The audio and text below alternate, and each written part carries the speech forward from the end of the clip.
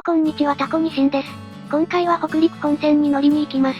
とりあえず京都駅まで行って、東海道本線で北陸本線に乗り換えられる米原まで行きます。東海道本線の京都からの区間は琵琶湖線の愛称が付けられていますが、ほぼ琵琶湖は見えません。米原に到着しました。やっとスタート地点にやってきました。五線橋を上がって敦賀行きの電車が止まっているホームへと向かいます。それでは北陸本線とはどのような路線なのか、大まかに説明します。北陸本線はかつて米原と直江津を敦賀、福井、金沢、高岡、富山、糸魚川など北陸の主要な地域を経由して結んでいた路線です。現在は大部分が北陸新幹線の並行在来線に指定されて経営分離が行われました。米原敦賀のみが JR で他は地方自治体の出資する第三セクターが運営しています。北陸新幹線開業前はサンダーバード、白鷺、白鷹、北越などの北陸と他の都市圏を結ぶ数多くの特急が高頻度で走っていました。他にも大阪と青森を結んだ寝台特急日本海や、大阪と札幌を結んだ豪華寝台特急トワイライトエクスプレスもこの路線を通っていました。日本海縦貫線の一部で、現在も数多くの貨物列車が運行されており、日本の物流を支えています。現在は白鷺が名古屋または米原と敦賀を結んでいて、JR の北陸本線の全線を走破します。またサンダーバードが大阪と敦賀を結んでいて、JR の北陸本線の大見塩津から敦賀を走ります。北陸本線で最初に乗る列車は223系の普通敦賀行きです。それでは乗車します。列車は米原を出発し湖北へ向かいます。その道のりには田んぼが広がっています。まもなく長浜です。駅からは長浜城を見ることができます。京都からここまで琵琶湖線の愛称が付けられています。直線的なこの北陸本線を海峡に進んでいきます。速くて、景色が澄んでいて気分がいいです。ずーっと曲がって西に向きを変えると余呉湖が見えます。余呉湖は琵琶湖の古墳みたいな感じです。なんやかんやで、間もなく敦賀駅に到着します。奥に見える高架橋は新幹線のものでここから関西へと延伸する計画です。敦賀駅で乗り換えで、JR はここでおしまいです。敦賀からは別の会社です。乗り換えるのはこのハピライン福井線の521系普通福井行きです。初めてハピラインの塗装を見ましたがめっちゃ似合ってますね。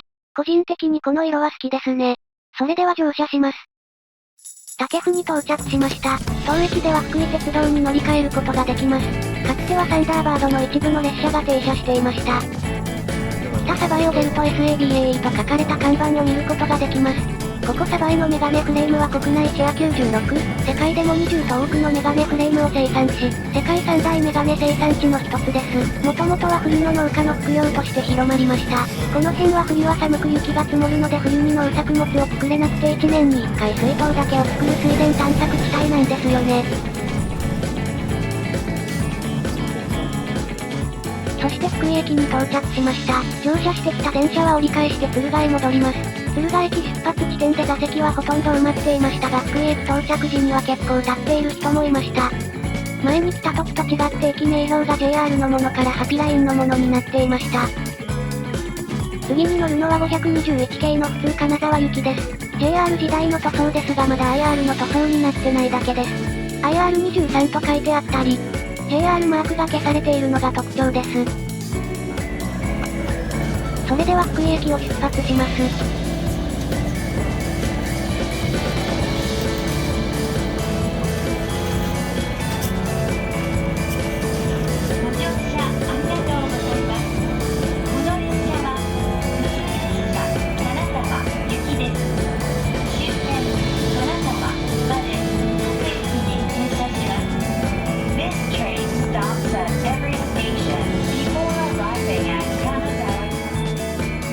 福井駅を出ると右手に越前鉄道の車庫を見ることができます。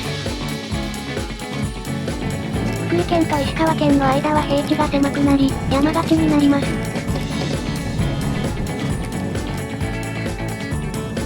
ここからは山の区間に突入します。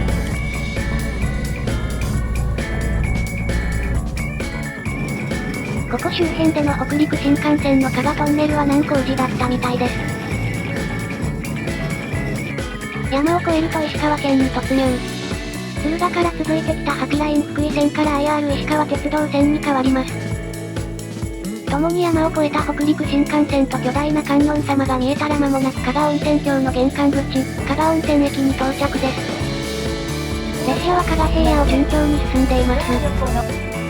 加賀笠間駅から金沢駅まで北陸新幹線の高架橋の真横を走っています。そして次は終点金沢駅です。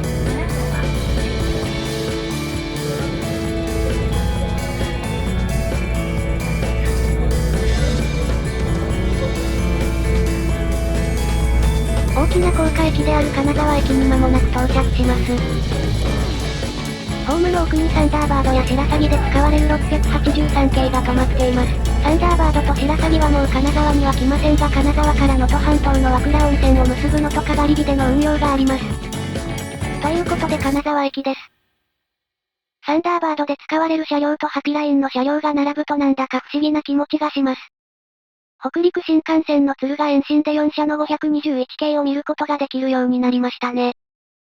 まあ30分ぐらいして、次の電車に乗車します。521系の普通富山行きです。金沢駅を出発しました。JR の七尾線が分岐する津幡駅に到着します。七尾線はここから白衣、七尾、和倉温泉といった能登半島へと向かっています。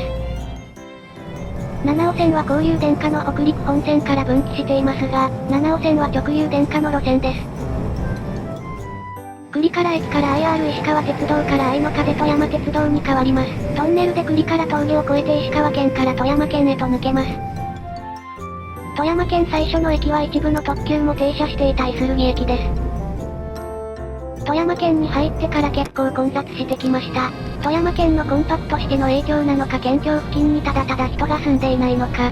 そして高岡です。高岡は大仏で有名です。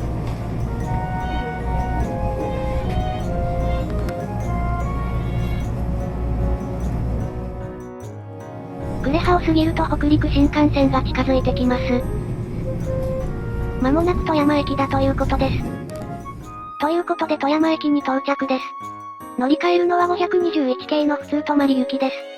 富山駅を出てから北上するので日本海が近くなり川に架かる橋梁上では日本海をちょっとだけ見ることができます。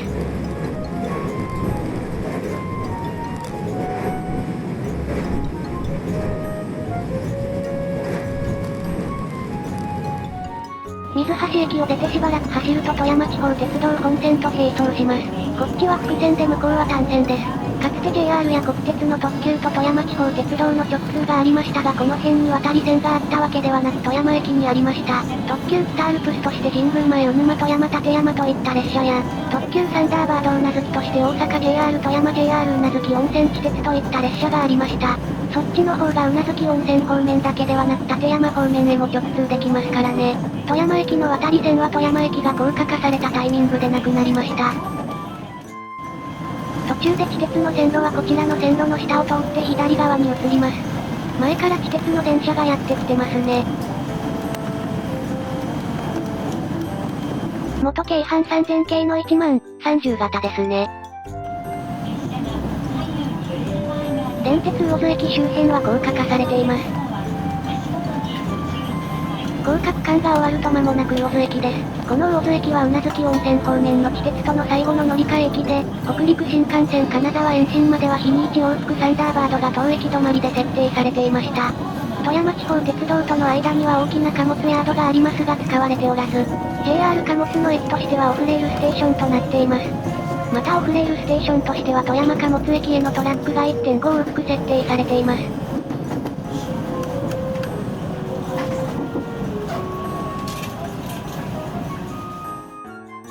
地鉄の新黒部駅の屋根には JR から見えるように宇奈月温泉黒部峡谷行き電車とあります。間もなく泊駅に到着するのですが、少し面白い停車をします。4倍速で見てみましょう。この信号は2つとも赤を示しています。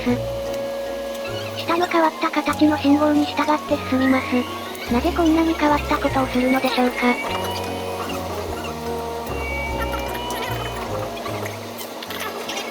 泊駅のホームが見えてきました。この列車は中線に転線しますが、中線には何かが止まっているではありませんか。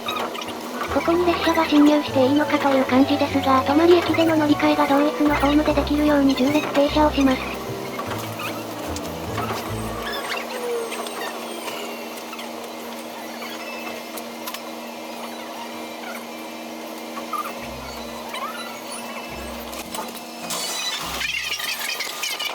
ということで同一ホームでの乗り換えです。泊まりから先、道路を挟んですぐ日本海というところを走ります。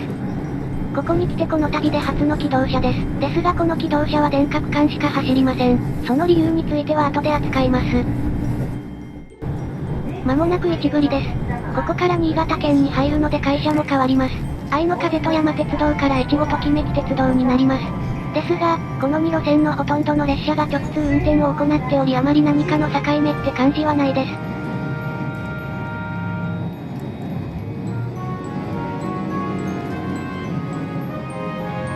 機動車特有の音がすごいですね。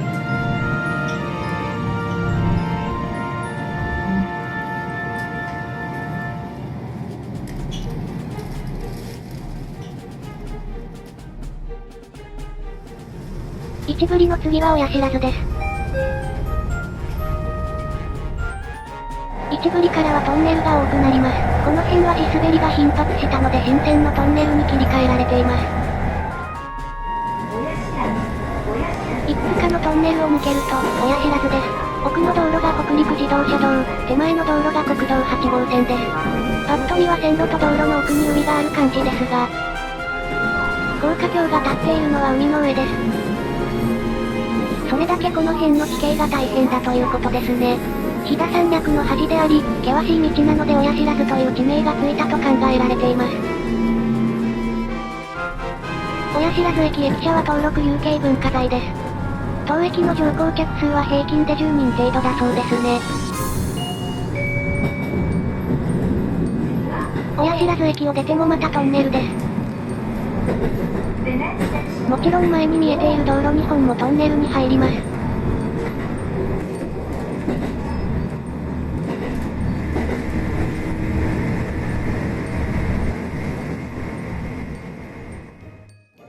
まもなく糸魚川です。そのまま乗っていても直江津まで行けますが一旦糸魚川で降りたいと思います。やたらと子供が多いなと思いましたが、今日は子供はただなんですね。ジオパルで模型を走らせてきました。糸魚川駅を通過する島風なんて模型じゃないとありえないですね。糸魚川駅からは、急行に乗ります。急行券は500円です。ドアは手動です。455系は片開き、413系は両開きです。この区派455の701は現役で活躍する最後の国鉄急行型電車、と言われています。この越後ときめき鉄道日本海翡翠ラインの越後押上翡翠海岸から鍛冶屋敷にはデッドセクションがあります。北陸本線においては、敦賀から越後押上翡翠海岸は交流 60Hz で電化されています。また米原から敦賀と鍛冶屋敷から直江津は直流で電化されています。その境目では電気の供給がなく、切り替えを行うためのデッドセクションが設置されているのです。交流電化をすると車両コストは上がりますが地上設備のコストは下がり、直流電化をすると車両コストは下がりますが地上設備のコストは上がります。つまり列車本数が少ないならば交流電化列車本数が多いならば直流電化が良いということですね。そのデッドセクション通過時の様子を見てみましょう。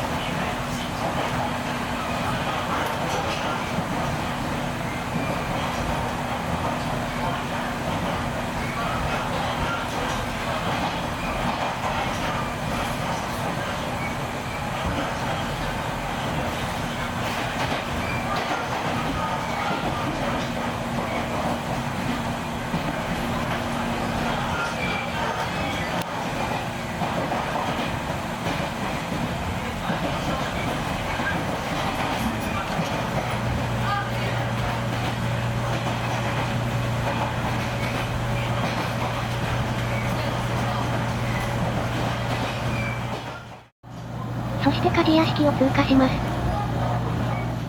日本海翡翠ラインというぐらいですから急行からも日本海がしっかり見えます。国鉄型ですが速いスピードで駆け抜けます。さすが、元北陸本線です。モーターの近くの座席までやってきました。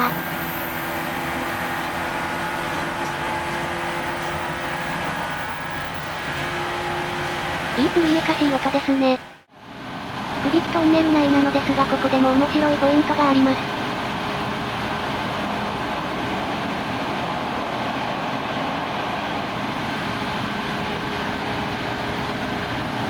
普通糸魚川行きとすれ違います。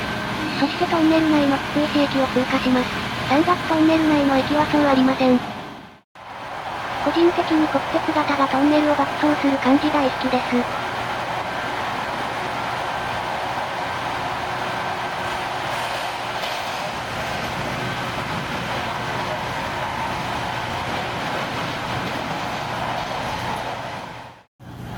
妙高羽馬ラインが合流すると間もなく直江津です。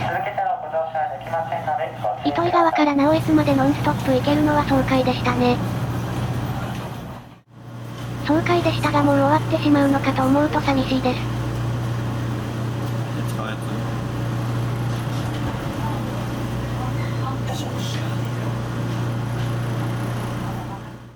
降ります。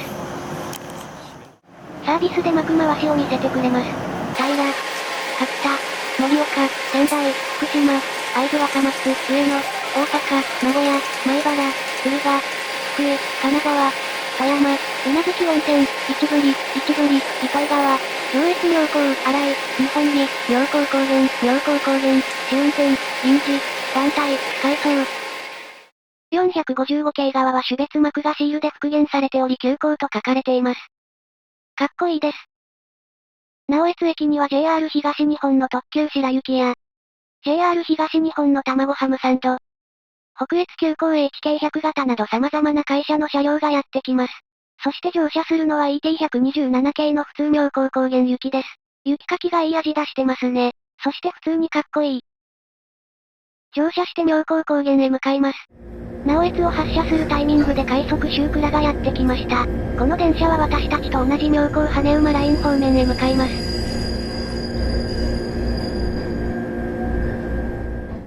元信越本線なだけあって速いスピードを出します。高田に到着します。和歌山線にも同じ駅名がありますがなんで上越高田ってならなかったんですかね。和歌山線の方を変えると大和高田で近鉄と被ります。高田を出発しました。上越市は港で栄える直江津や市役所のある春日山、城下町で栄える高田、新幹線で栄える上越妙高、といったように町が分散しています。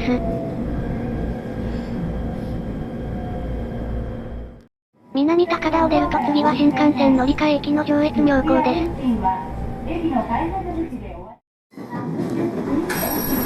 まもなく新井に到着します。当駅は特急白雪の終着駅であり、交換可能な駅でもあります。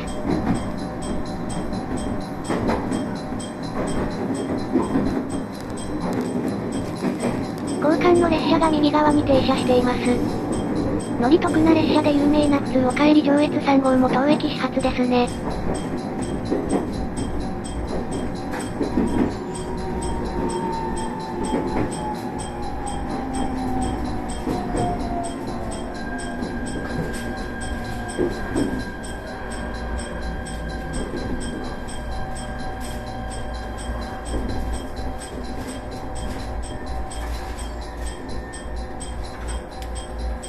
新井到着です。この電車は、妙高高原行き3ランカーです。新井からは急勾配区間で、モーターの音がすごいします。第3種踏切があるので警笛を鳴らしたようです。そして本格的な山岳区間に突入しています。次の日本木駅は急勾配区間だからこその設備のある駅です。日本木駅に進入する前に一旦別の線路に入ります。日本木駅ホームは列車進行方向とは逆にあります。これはスイッチバックと言われる作業で、急勾配区間に駅を作ると金属と金属の摩擦で止まろうとしていた列車が滑り落ちてしまうことが考えられるので、本線から分岐させた平らな場所に駅を作ったわけですね。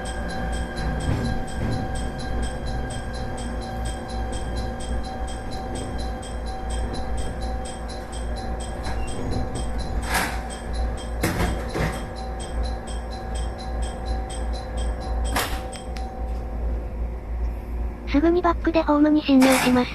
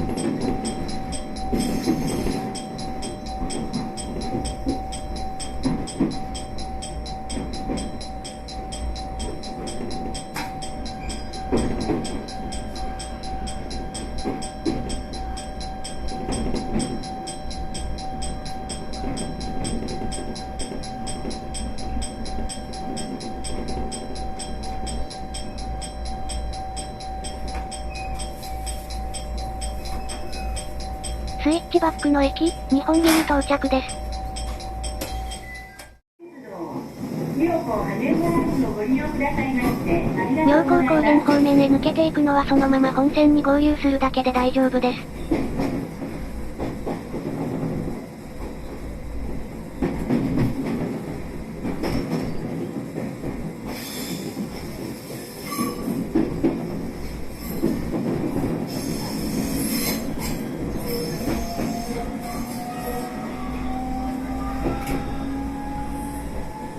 次の動画でもスイッチバックを扱う予定なのでよかったらご覧ください。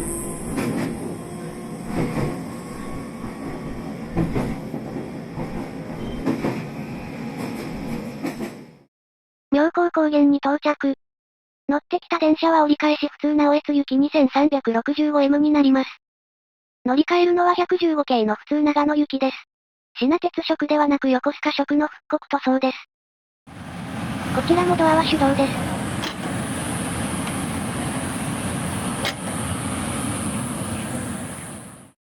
車内はセミクロスシートです。それでは妙高高原を出発します。115系のいいところは窓が開くところですね。長野は京都よりもしっかり涼しいです。長野に到着しました。では電車をお見送りしましょう。まもなく7番線の列車は入れ替えのため移動します。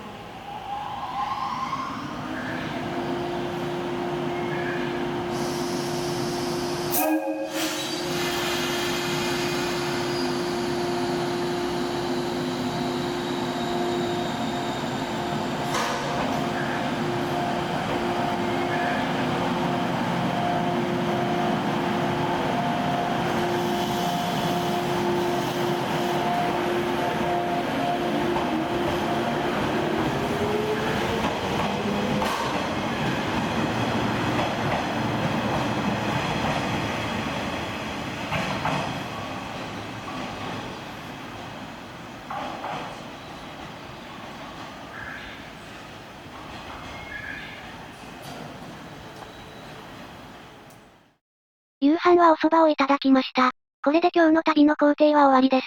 帰りは次回に続きます。それではご視聴ありがとうございました。バイバイ。